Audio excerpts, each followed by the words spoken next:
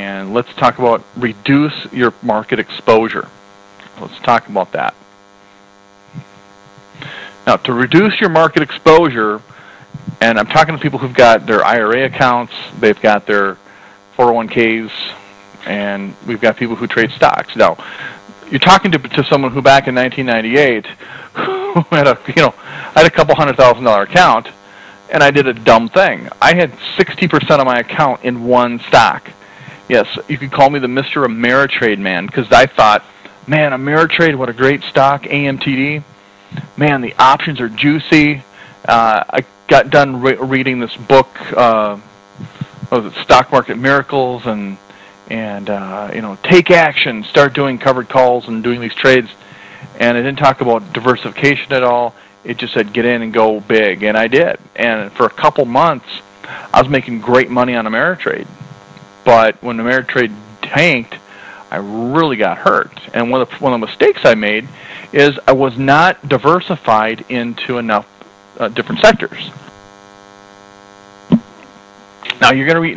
Now there's a lot of books on diversification, and there's a lot of theories about it. What your real objective is, and the way I teach this is basically I do a quick. Charles, the session has started. I'm going to give you in a nutshell what you want to do with your reduced market exposure, because we only have an hour today, and I could spend 3 days on diversification. But the sectors I personally like are technology, finance, services, mining, and durable goods.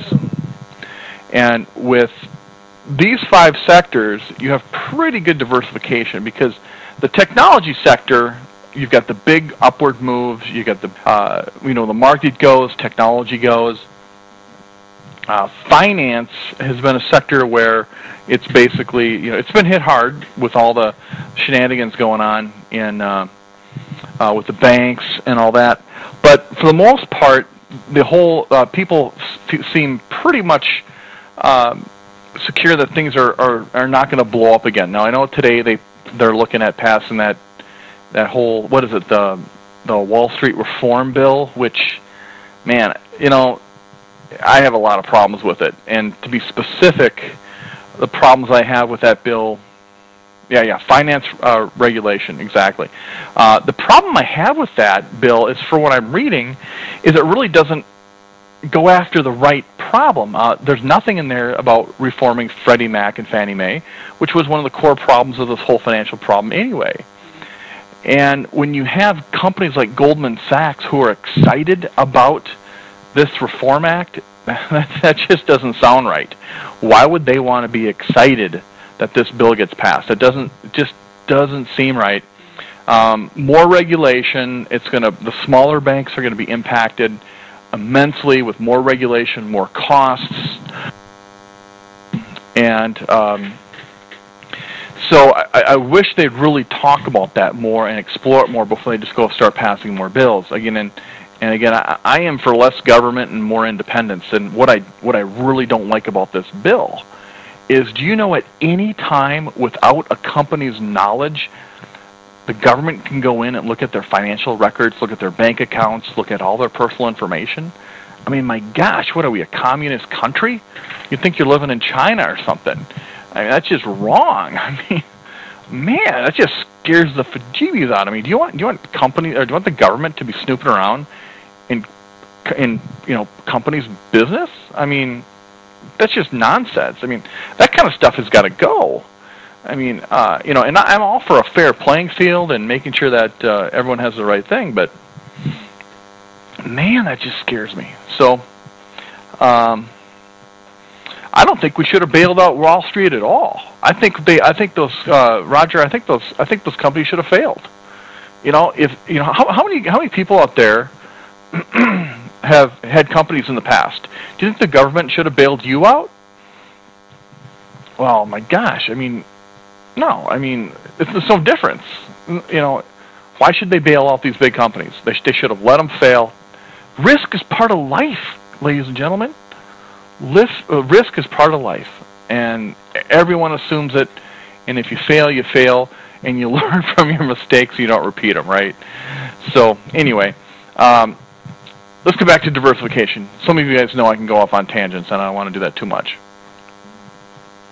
So anyway, so let's talk about technology. Now, the biggest thing that you want to make sure that you do is you want to find the best of the best in each technology. And the way you do that is, now for those of you who have Thinkorswim, I think a lot of you have the Thinkorswim platform. I'm going to show you something real quick in the Thinkorswim platform. If I go to, here I have my watch list, but if I click on this little round button here, you guys see that? If I click on that, I can go to industry. And here it shows you the main industries: agriculture, mining, construction, manufacturing, transportation. Well, what you want to do is you want to go into these different sectors here. Like, let's say we're going to pick finance and insurance. And then from there, you can go look at real estate companies, insurance carriers, holding investments. What you want to do is you want to look through, here, hold on, here's services, oh, wait a second, finance, and we'll go to security commodities brokers. So if we select, oh, man, that's fast. Okay, finance, securities, and security brokers. It'll bring up, if I click on that, it'll bring up a list of all the different brokers.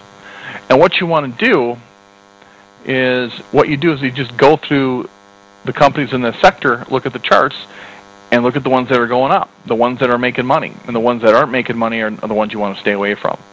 There's quite a few of them here. Now I know, what's that service out there called? The IBD, Investors Business Daily.